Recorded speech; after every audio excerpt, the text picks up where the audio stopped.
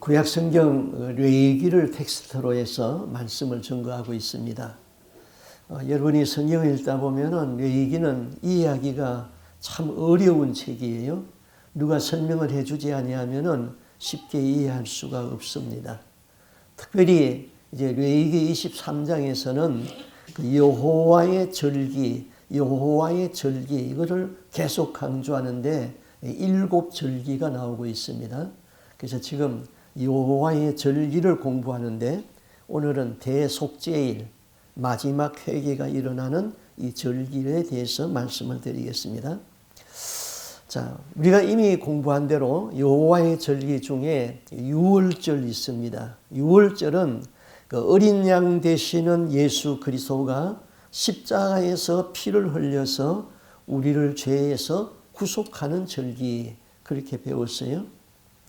그 다음에 무교병, 무룩이 들어가지 않은 떡을 먹는 절기가 그 무교절입니다. 이거는 죄 없는 예수 그리스도와 완전히 연합되어서 그리스도의 신부의 반열에 들어가는 것이죠. 그 다음에 세 번째는 예수 그리스도가 무덤에서 살아나셨죠. 초실절이요. 부활의 첫 열매 되시는 그리스도의 부활이고 우리는 예수 안에서 생명의 부활로 나와야 된다. 사망의 부활로 나오는 사람은 다 지옥의 심판을 받는 사람이다. 초실절이에요. 그 다음에 이제 77절이라고 그랬죠. 77절 다음 날이 오순절인데 오순절에는 성령이 임재하셨어요. 그래서 우리가 오늘 성령이 임재한 이 시대를 지금 2000년 살아가고 있습니다. 여기까지가 이제 이미 그리스도가 이뤄놓은 절기이기 때문에 우리는 다 이해하고 있습니다. 그 다음에 이제 나팔절은 앞으로 오는 절기인데 예수 그리스도의 재림이라고 그랬습니다. 여기까지 우리가 공부했죠. 그럼 그 다음이 오늘 공부하는 대속죄일입니다. 대속죄일은 금식하는 날입니다. 그리고 이스라엘이 민족적으로 회복되는 절기인 것이죠. 자, 예수님의 생애는 계시되어진 이 절기에 따라서 구속사역이 이루어져 왔고 앞으로도 이루어져 갈 것입니다. 예수를 안 믿는 유대인들은 지금도 이 절기를 지키면서 이것이 예수님의 구속사역인 것을 모르고 절기를 지키고 있습니다. 그런데 우리는 성경을 읽으면서도 이 의미가 무엇인지 모르고 깨닫고 있는 것이죠. 그래서 우리는 이 절기를 공부를 해야 되는 것입니다. 자, 이스라엘 달로 우리 달이 아니고 7월 1일이 나팔절이라고 그랬어요. 나팔절은 예수 그리스도의 재림이라고 그랬어요.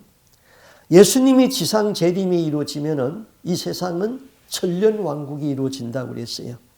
그리고 예수님이 이 세상에 지상에 재림하기 전에 7년 대환란이 있다고 그랬어요. 자, 그럼 이제 전에도 말씀했습니다만은 이해를 돕기 위해서 그 신학적으로 전천년설과 무천년설이 있습니다. 전천년설은 성경을 그냥 문자적 있는 그대로 그냥 천년 왕국이 있다고 그랬으니까 그대로 믿는 거예요. 그게 전천년 입장이고 무천년석 입장은 천년 왕국이라는 것은 없다. 성령이 임재하면서부터 그리스도가 재림하기까지 그냥 그리스도가 다스리는 왕국이다. 그렇게 해석하는 거죠. 그 무천년설 입장에서 보면은 계시록에 있는 여러 가지 환란이나 또 이사야가 예언한 천년 왕국이 이루어질 사건들을 그냥 단순히 상징으로 그냥 비유로 이렇게 다 해석을 해버려요. 그 무천년설 입장에서는 레위기 23장의 여호와의 절기는 지나간 과거사의 일로 이미 완성이 되었고 이거는 아무런 의미를 갖지 못합니다. 대개 목사님들이 3분의 2가 무천년설 입장을 지지하고 3분의 1은 전천년설 입장을 지지합니다.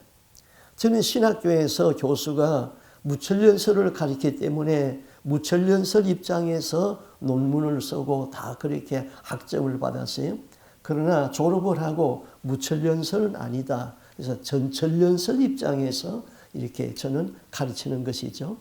성도들은 전천년설이니 무천년설이니 이런 거 잘 몰라요. 그러니까 그냥 목사님들이 가르치는 대로 그냥 따라가고 있는 것이죠. 잘 구분을 해야 됩니다.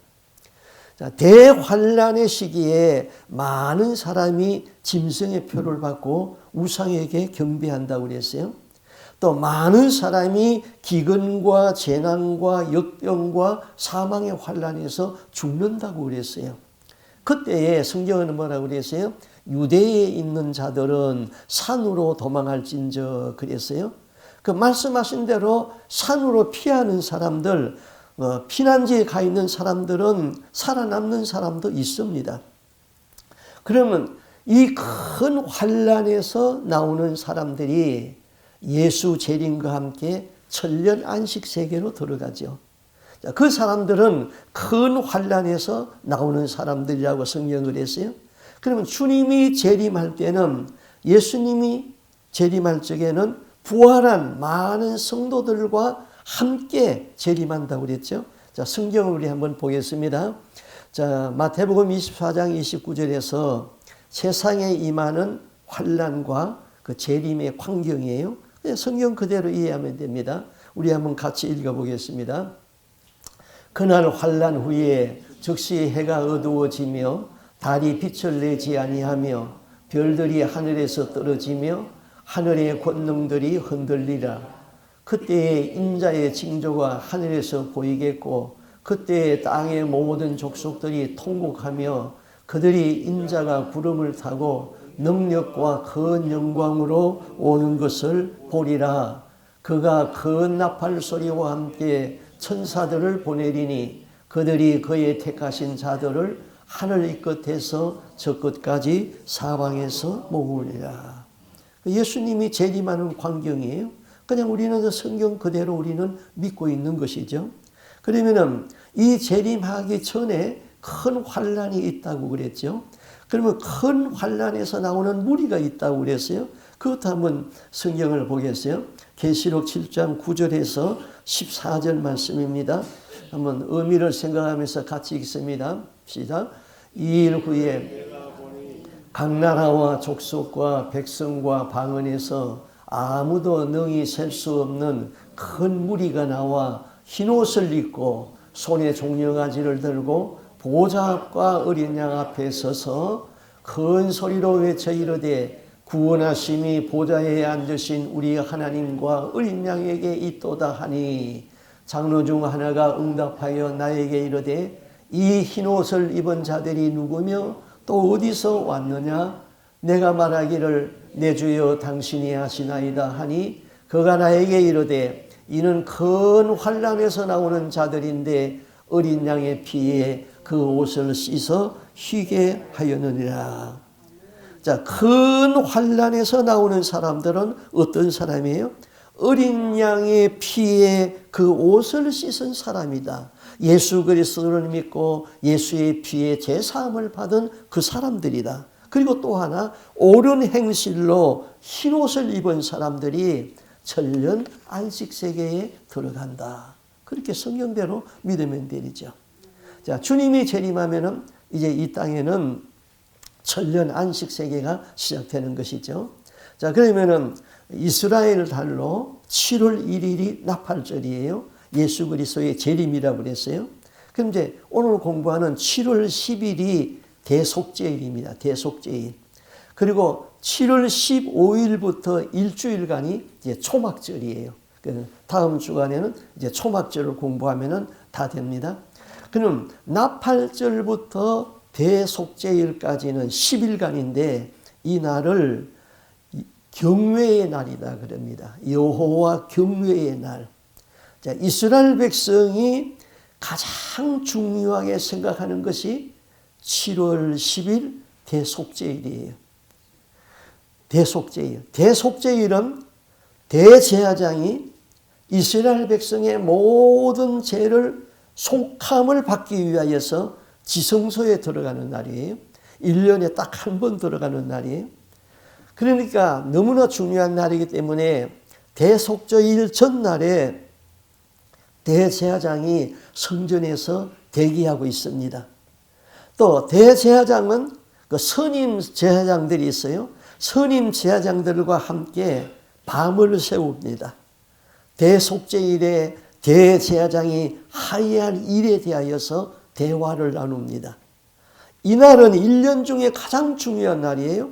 이날에 대제사장이 실수해가지고 이스라엘의 죄를 용서받지 못하는 일이 없어야 하기 때문인 것이죠. 그래서 밤을 세우는 거예요. 제가 어렸을 적에는 그 1월 1일이 구정으로 1월 1일이 제일 중요한 날이기 때문에 그 구정 전날 12월 32일 날 밤에는 밤을 지새우는 일이 있었어요. 밤을 지새우다가는 중간에 자막을 자가지고는 그 1월 1일 날 늦잠을 자고 그런 일이 종종 있었죠. 이스라엘에서는 7월 1일이 제일 중요한 날이에요.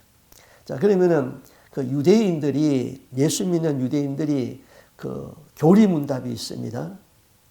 한번 같이 읽어보겠습니다. 예수 믿는 유대인들의 교리문답이에요. 같이 한번 읽습니다. 시작. 지구의 중심은 이스라엘이다. 이스라엘의 중심은 예루살렘이다. 예루살렘의 중심은 성전이다. 성전의 중심은 지성소다. 지성소의 중심은 법궤다. 법궤의 중심은 두 돌판이다. 두 돌판의 중심은 그리스도다. 그리스도는 온 우주의 중심이다. 맞는 말이죠? 맞는 말이에요. 법궤의 지성소에는 법궤가 있고 그 법궤에는 두 돌판이 있고 두 돌판의 중심은 그리스도예요. 그리고 그리스도는 온 우주의 중심이에요. 그 다음에 이스라엘의 교리문답 두 번째 교리문답이 있어요. 이것도 한번 같이 읽어볼까요? 같이 읽습니다. 시작. 사람 중에 제일 중요한 사람이 누구입니까? 대제사장입니다. 장소 중에 제일 중요한 장소는 어디입니까? 지성소입니다. 일 중에 제일 중요한 일은 무엇입니까? 죄 속함을 받는 일입니다. 날 중에 제일 중요한 날은 언제입니까? 대속죄일입니다. 이것이 아주 이스라엘 사람들은 아주 외우고 있는 거예요. 자, 사람 중에 제일 가장 중요한 사람이 대제사장이고 날 중에 제일 중요한 날이 대속죄일에 일 중에 제일 중요한 일이 이스라엘의 죄속함을 받는 일인데 이스라엘 백성의 모든 죄를 사하기 위하여서 아사셀 양에게 그 죄를 전가시키고 희생시킵니다. 아사셀 양은 대속죄일의 주인공이에요. 자, 아사셀 양은 우리의 죄를 속죄할 수 있는 예수 그리스도에 대한 모형인 거예요. 자, 제물은 염소 2마리를 준비하는데 제물은 염소인데 부르기는 아사셀 양이라고 불러요. 자, 아사셀이라는 의미는 여러 가지 의미가 있습니다만은 여기에서는 그 아사셀 염소를 떨어뜨려 죽이게 하는 그 장소의 이름으로 해석하는 것을 택합니다. 자, 레위기 16장 21절에서 22절 우리 한번 같이 읽습니다. 아사셀 양에 대한 거예요. 시작.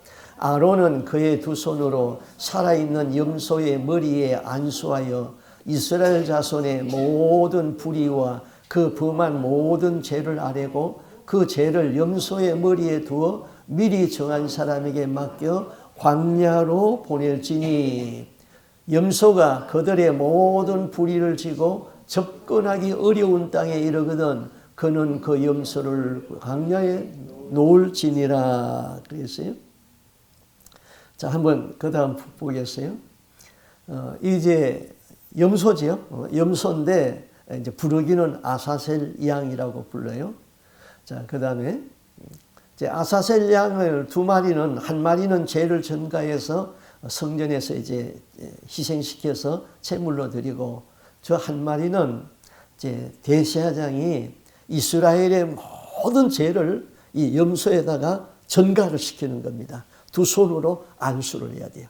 두 손으로 안수해서 여러분의 죄, 나의 죄, 국가의 죄, 가족의 죄 다 염소에다가 이제 전가를 시키는 거죠. 그러고 나면은 그 다음에 이제 한 사람이 저 염소를 끌고 광야로 갑니다. 아주 깊은 광야로 가서 낭떠러지에 가가지고 낭떠러지에서 떨어뜨려서 죽이는 것이죠. 자, 그럼 대제사장은 백성들 앞에 서서 온 백성이 알아듣도록 죄를 고백하고 그 죄를 이 속죄 제물에다가 전가를 시키는데, 첫째, 자기 자신의 죄와 자기 가족의 모든 죄를 다 전가를 시킵니다. 두 번째, 레위 족속이 봉사하는 족속이잖아요. 레위 족속의 모든 죄를 저 염소에게 다 전가를 시킵니다. 세 번째는 이스라엘의 전체의 모든 죄를 다 백성, 즉 염소에게 전가를 시킵니다. 그래서 한 마리는 희생시키고 한 마리는 끌고 가서 이제 낭떠러지에다 떨어뜨려서 죽여요. 그럼 이스라엘의 모든 죄를 담당하고 끌려나가는 저 염소를 우리는 아사셀 양이라고 불러요. 그런데 아사셀 양을 끌고 백성들 앞으로 갈 적에 사람들이 외칩니다. 가지고 가라. 가지고 가라. Take and go. Take and go. 우리의 죄를 다 가지고 가라는 것이죠. 자, 그렇게 함으로써 이스라엘이 지은 1년 동안의 지은 죄가 속함을 받을 수 있게 되는 것이죠. 해마다 1년마다 자기들의 죄를 속해야 돼요. 그래서 대제사장은 대속죄일에 밤을 새우면서 말 한마디라도 실수를 하게 되면은 하나님 앞에서 죄 용서함을 못 받게 돼요. 그래서 그것을 실수하지 않기 위해서 선임 제자들과 함께 밤을 새우면서 대제사장이 어떻게 해야 하는 것을 대화를 나누는 것이죠. 자, 광야에 놓여지는 이 아사셀 양은 우리의 죄를 담당하고 영문 밖으로 길을 걸어가신 예수님을 상징하는 것이죠. 아사셀 양은 죄를 속죄할 뿐만 아니라 영원히 죄를 멀리 보낸다는 것이죠. 그래서 제물이 된 염소는 속죄의 원리를 만족시키고 아사셀 양은 속죄의 효과를 다시 한번 확인시켰다. 그런 뜻이죠. 성경은 우리의 죄를 예수님이 다 멀리 가져가신다고, 용서하신다고 이렇게 말했어요. 자, 시편 103편 12절 같이 한번 읽습니다. 같이 읽어요. 동이 서에서 먼 것 같이 우리 죄과를 우리에게서 멀리 옮기셨도다. 그 다음에 예레미야 31장 34절 내가 그들의 죄악을 사하고 다시는 그 죄를 기억지 아니하리라. 아사셀 양을 광야로 보낸 후에 대제사장은 온 이스라엘 백성에게 금식을 선포합니다. 모든 백성은 금식을 해야 됩니다. 자, 그래서 대속죄일은 이스라엘이 민족적으로 금식하면서 회개하는 날이에요. 자, 레위기 16장 29절에서 30절 그 금식에 대해서 이렇게 말했어요. 같이 한번 읽어보겠습니다. 시작. 7월 곧 그 달 10일에 너희는 스스로 괴롭게 하고 아무 일도 하지 말되 본토인이든지 너희 중에 우고하는 객이든지 그리하라. 이날에 너희를 위하여 속죄하여 너희로 정결케 하리니 너희 모든 죄에서 너희가 여호와 앞에 정결하게 되리라. 자, 속죄일은 이스라엘 백성뿐만 아니라 그 땅에 살고 있는 나그네라 할지라도 이 속죄일을 지켰어요. 죄에서 자유로운 사람은 한 사람도 없어요. 이 땅에 의인은 없나니 한 사람도 없다고 그랬어요. 자, 여러분, 건강한 사람은 어떤 사람이에요? 건강한 사람은 음식을 잘 먹고 잘 먹어야 돼요. 두 번째는 배설을 잘해야 돼요. 음식을 잘 먹고 배설하지 못하면은 온갖 질병이 다 생겨서 건강하지 못한 사람이. 마찬가지로 건강한 신앙인은 어떤 사람이냐? 하나님의 말씀을 잘 먹어야 돼요. 여러분들은 가장 좋은 음식을 먹을 수 있는 권리가 있듯이 가장 신령한 영적인 말씀을 들을 수 있는 권리가 있는 거예요. 그 음식을 영의 양식 하나님 말씀을 잘 먹고 그 다음에 배설을 잘해야 돼요. 배설은 뭐예요? 회개하는 거예요. 회개가 항상 따라야 돼요. 회개가 없으면요 구원이 안 돼요. 사람들이 회개를 소홀히 해요. 사람들이 지옥 가는 이유는 죄를 지어서 지옥 가는 것이 아니라 회개를 안 해서 지옥에 가는 거예요. 사람은 누구나 다 죄를 지어요. 그러나 회개하는 사람은 죄 용서함을 받고 천국에 가는데 회개를 너무나도 소홀히 하는 거예요. 그래서 이스라엘 백성은 1년에 하루는 금식을 하면서 회개를 하는 거예요. 저는 목회를 하면서 참 하나님 앞에 부끄러운 것이 있어요. 금식을 못했어요. 항상 몸이 약하다는 핑계를 대고 금식을 안 했어요. 내가 금식을 안 하니까 집사람이 금식을 많이 했어요. 그 집사람이 어느 날 40일 금식 기도를 했는데 그 기도원에 올라가서 금식 기도를 했어요. 그 내가 이제 이틀마다 3일마다 한번 이제 기도원에 올라가서 이제 방문을 하고 화기를 해요. 그 원래는 20일 금식을 하고 그만둔다고 그랬어요. 그 20일 금식하러 이제 끝나는 날이라서 내가 이제 데리러 갔더니 저 사람은 잊어버렸을 거예요. 저한테 이렇게 하는 거예요. 앞으로 20일을 더 하겠다는 거예요. 그래서 20일은 자기 몫으로 금식을 했고 앞으로 20일은 내가 금식을 안 하기 때문에 내 몫으로 금식을 하겠다는 거예요. 그럼 내 몫은 내가 금식을 해야지 왜 당신이 합니까? 그랬더니 당신은 몸이 약해서 금식을 못하니까 내가 대신하겠다는 거예요. 얼마나 얼굴이 떳떳하고 미안하기도 하고 고맙기도 하고 그랬어요. 금식을 못했어요. 그래서 나는 기껏 금식한 것이 3일 금식한 것이 최고로 다했어요. 그래서 지금은 참 너무 하나님 앞에 죄송하고 부끄러워서 내가 금식을 해야 되겠는데 금식한 체질이 안 되고 일주일에 한 끼 금식할게요. 그래서 일주일에 금요일 날마다 한 끼 금식해가지고 여기 와가지고 기도하고 성경 보고 금식하고 그래요. 여하튼 금식은 중요해요. 금식은 모든 흉악한 멍에를 다 풀어준다고 그랬어요. 금식하며 회개를 해야 되는 것이죠. 회개 없이는 천국에 들어갈 수가 없어요. 우리가 깨어진 심령으로 회개를 하고 우리를 죄를 고백하고 돌이켜야 되죠. 그래서 이 레위기에서는 너희는 스스로 괴롭게 할지니 영원히 지킬 규례라. 금식은 괴롭잖아요. 스스로 괴롭게 하라. 영원히 지킬지라. 자, 이날은 죄를 자각하며 스스로 자기를 괴롭히는 날이에요. 죄를 가지고는 천국에 들어갈 수가 없어요.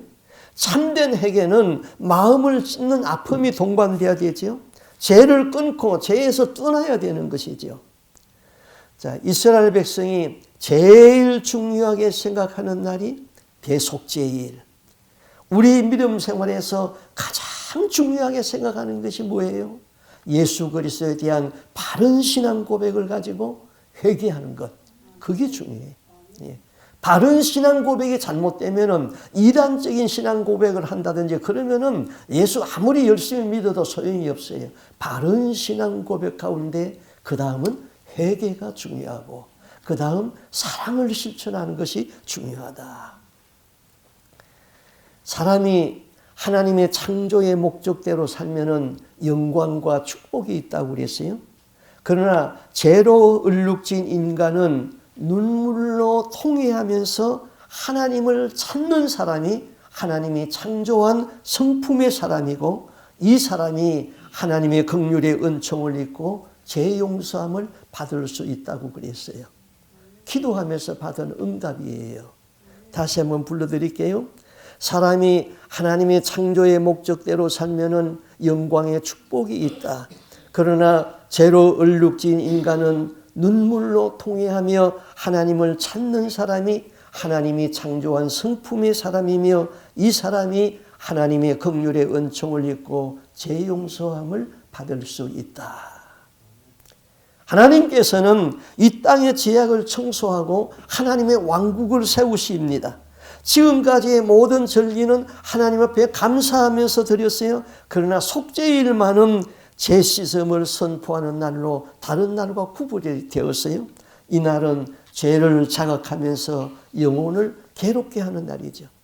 이 날은 죄로 인하여서 하나님의 진노를 생각하면서 스스로 영혼을 아프게 하는 날입니다. 죄 때문에 괴로워하며 아파하는 회개하는 날이 대속죄일이다. 이 날을 이미 스가랴 선지자가 예언을 했어요. 자, 구약 성경에 스가랴서 12장 10절 말씀 우리 한번 같이 읽습니다.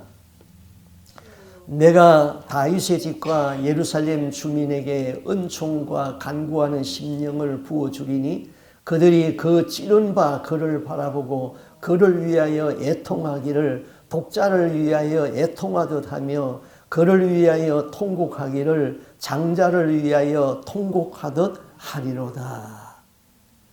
이스라엘 백성이 집단적으로 민족적으로 회개하며 돌아오는 날을 지금 스가랴가 예언하고 있는 것이죠. 그들에게 간구하는 심령을 주어서 민족적으로 회개하고 돌아온다는 것이죠. 그 다음에 바울도 예언을 했죠. 바울이 예언한 이스라엘의 회심은 로마서 11장 25절에서 27절에 말씀했습니다. 같이 읽어보겠습니다. 시작. 형제들아 너희가 스스로 지혜 있다 하면서 이 신비를 너희가 모르기를 내가 원하지 아니하노니 이 신비는 이방인의 충만한 수가 들어오기까지 이스라엘의 덜어는 우둔하게 된 것이라.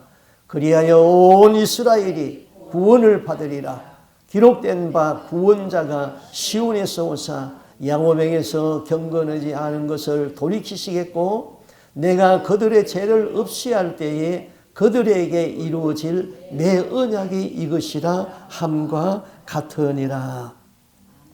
그 예수님을 버림으로써 구원이 어디로 넘어갔다고 그랬어요? 이방인으로 넘어갔다고 그랬어요.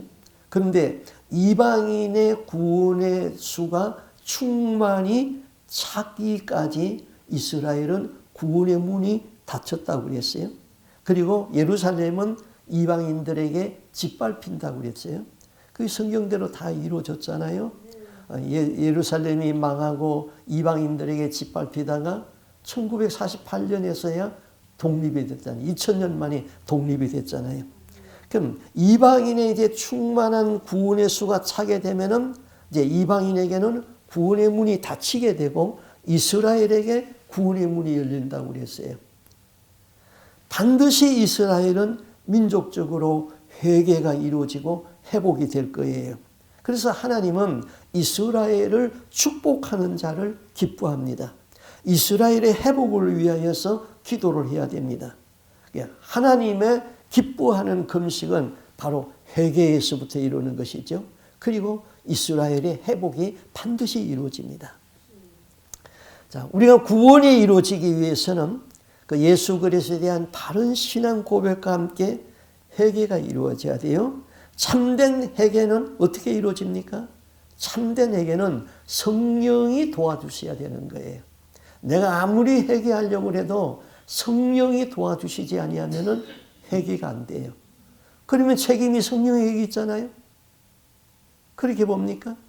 성령이 참된 회개를 시키는데 그럼 성령의 도움이 언제 나타나느냐 이거죠. 성령의 도움은 대속죄일, 금식할 적에 내가 괴롭고하고 부르짖고 애쓰고 기도하려고 그러고 금식을 선포하고 그렇게 내가 애쓰고 부르짖을 적에 성령이 도와주어서 회개가 이루어지는 거죠. 나는 가만히 있는데 성령이 와서 나를 회개시킵니까? 그런 일은 없어요. 그래서 대속죄일이 필요한 것이죠. 회개가 필요하죠. 자, 우리들 부모의 세대는 정말 힘든 시대였습니다. 일제강압시대와 또 동족상잔의 시대에 그 살기도 힘들었고 또 신앙을 지키기도 힘들었어요. 많은 순교자들이 나왔어요. 일제시대 때에도 나왔고 6.25 때도 나왔어요. 그럼 오늘날 한국교회는 그 순교자들의 피값으로 부흥하고 성장해 왔습니다. 그럼 지금 이 시대는 우리가 신앙을 지키기에 자유합니다. 그러나 이 시대는 영적으로 아주 피폐한 시대예요. 영적으로 피폐한 시대를 사는 사람들은 정신이 붕괴됩니다. 정신이 붕괴되면 가치 판단이 바르게 되지 않습니다. 정신이 붕괴되면 옳고 그름의 분간이 잘 안 됩니다. 대한민국뿐만 아니라 전 세계가 다 그렇게 되는 것이죠. 교회는 윤리와 도덕을 무시하지 않지만은 윤리와 도덕을 가르치는 곳은 아닙니다. 말세를 살아가는 우리들은 깨어있는 신앙을 가져야 되는 것이죠. 그래서 예수 믿는 것보다 더 중요한 것은 성경대로 예수 믿는 거예요. 교회에 다니는 것보다 더 중요한 것은 천국 들어갈 수 있는 영성을 준비하는 거예요. 교회 다닌다고 다 천국 가는 것 아니에요. 너무나도 중요한 말씀이에요. 예수 믿는 것보다 더 중요한 것은 성경대로 예수 믿는 것이다. 교회 다니는 것보다 더 중요한 것은 천국 들어갈 수 있는 영성을 준비하는 것이다. 자, 대속죄일을 우리의 삶에 한번 적용을 해봐요. 천국은 예수 믿고 거듭난 자가 들어가는 곳이에요. 거듭나지 아니하고는 결단코 천국에 들어갈 수 없어요. 그러나 거듭남은 구원의 시작이지 구원의 완성이 아니에요. 많은 사람들이 거듭남을 구원의 완성으로 믿고 있단 말이에요. 거듭남은 구원의 시작이에요. 구원의 완성이 아니에요. 우리는 구원받은 이후에도 타락할 수 있고 계속 죄를 짓고 있습니다. 이미 모욕한 사람이라도 날마다 손과 발은 씻어야 하듯이 우리는 날마다 짓는 죄를 회개해야 되는 것이지요. 그리고 죽음 앞에서 회개가 중요한 거예요. 자, 사단 마귀는 우리가 숨이 끊어지는 그 순간까지 이미 지은 죄를 회개하지 못하게 해가지고 자기 백성을 삼으려고 그럽니다. 자, 만약에 우리가 구원이 한 번 거듭남으로 완성되어져 가지고는 반드시 천국에 들어간다면은 뭐 그렇게 가르치는 사람들이 너무나 많잖아요. 그러면은 사단은 더 이상 공격할 필요가 없어요. 왜? 저 사람 반드시 천국 가는데 내가 왜 공격해? 공격할 필요가 없는 것이죠. 그러나 사단은 이 사람이 천국에 들어가기까지 이 사람의 신앙을 무너뜨리고 그 사람을 지옥으로 잡아와서 자기 수하에 둘 수 있다고 확신하기 때문에 죽는 그 순간까지 우리를 시험하고 우리를 신앙을 무너뜨리려고 하는 것이죠. 그래서 마귀는 불화살을 쏜다 그랬어요. 불화살 제가 여러 번 많이 설명했잖아요. 에베소서에 보면은 악한 자가 쏘는 불화살 그렇게 말했어요. 그럼 이 사탄이 쏘는 마귀가 쏘는 불화살은 그 명붕의 수준이에요. 자, 인간 타락 이후에 마귀와 그 졸개들이 죽었다는 말 들어봤어요? 안 죽어요. 마귀와 귀신들은 지금 인간 창조 이후에 죽지 아니하고 계속 귀신들은 누구한테 훈련을 받아요? 귀신의 대장 사탄 마귀에게 훈련을 받는 것입니다. 훈련을 받고 이 세상에 파송함을 받아요. 파송함을 받았고 나온 귀신들은 우리를 유혹하고 사탄의 불화살을 쏘는 데에 한 번 쏘면은 적중하는 명궁의 수준에 와 있다 이것이죠. 그러면은 마귀의 불화살을 받으면은 어떻게 될까요? 불화살을 맞으면은 순식간에 살을 파고드는 고통과 피가 흘러야 되는데 마귀의 불화살의 특징은 불화살을 내가 맞았는지 안 맞았는지 모른다는 것이 특징이에요. 그러나 그 화살의 독은 서서히 주님에 대한 첫사랑을 버리게 하는 것입니다. 첫사랑을 버리면 안 돼요. 그래서 계시록에서는 첫사랑을 회복하라. 첫사랑을 회복하라 그러잖아요. 그 마귀의 불화살을 맞으면 시험에 들지요. 시험에 들은 사람 보면은 그 사람 꼴 불견이 없잖아요. 예수 믿다가 시험에 드는 사람 보면은 참 너무나도 한심하잖아요. 시험에 든 사람은 귀신의 본성이 나타나기 때문이죠. 그 다음 마귀의 불나사를 맞게 되면요, 신앙이 변질되기 시작합니다.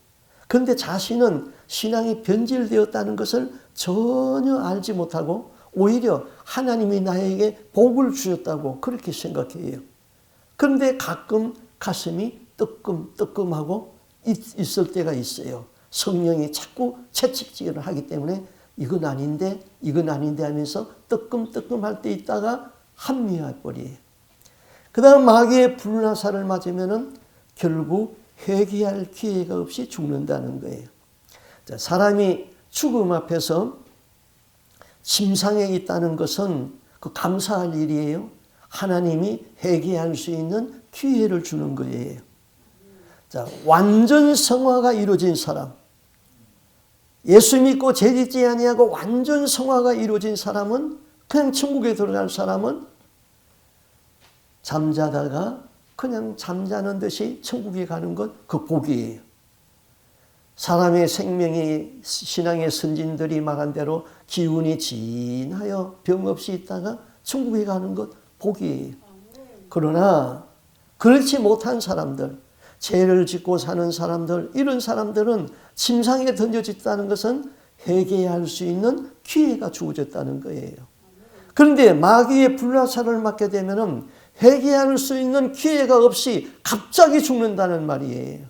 교통사고를 당해서 갑자기 죽는다든지, 뭐 어떤 병사로 갑자기 죽는다든지, 그거는 복이 아니에요. 예수 잘 믿는 사람에게는 복이지만은 그렇지 않으면 복이 아니다 이거죠. 그러면은 이 마귀의 불나사를 피할 수 있는 길이 있어요. 그게 뭘까요? 딱 한마디로, 한 단어로 겸손입니다. 겸손. 마귀는 교만해요. 사람이 조금이라도 교만하거나 거만하거나 자만하면은 마귀의 눈에 드러나 버립니다. 마귀의 눈에 드러나면은 마귀는 공격하기 시작합니다. 그러나 겸손한 자는 마귀의 눈에 드러나지 않는다고 그랬어요. 성안톤이라는 성인이 있었습니다. 그가 기도하다가 영계의 세상을 보고 온 세상에 마귀가 쳐놓은 거물을 보았어요. 그래서 탄식을 했어요. 이렇게 말합니다. 영안으로 온 세상을 보니 마귀가 온 땅에 거물을 편 것을 보고 두려워 탄식하기를, 누가 이 거물을 능히 피할 수 있겠는가? 그때 한 천사가 대답하기를, 겸손한 자만이 능히 마귀의 거물에서 벗어날 수 있느니라. 겸손하면은 나 자신을 낮추고 자기가 자신을 높이지 말고, 다른 사람이 나를 칭찬하는 것은 괜찮지만은 자기가 자신을 높이는 것은 하나님이 기뻐하지 않는 거예요. 하나님이 칭찬해 주는 사람이 돼야 돼요. 겸손하면은 말이 겸손하고 행동이 겸손하고 자기 몸가짐을 낮추고, 겸손하면은 사단의 공격에서, 사단의 눈에서 드러나지 않는다 그랬습니다.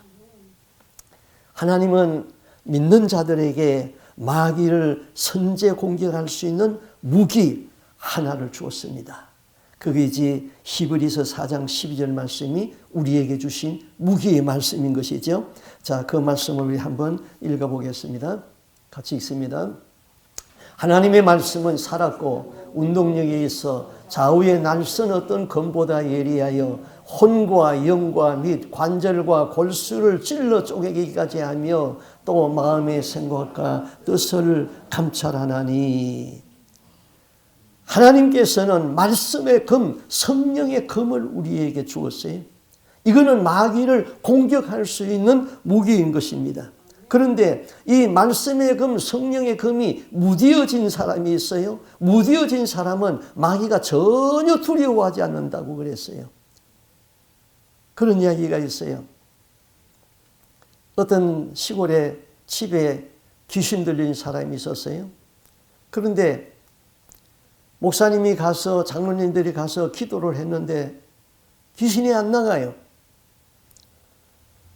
그런데 그 동리에 주일학교 학생이 있었는데 주일학교 학생이 가니까 그 귀신이 저 아이가 나를 쫓아낸다 하고는 나가버렸어요.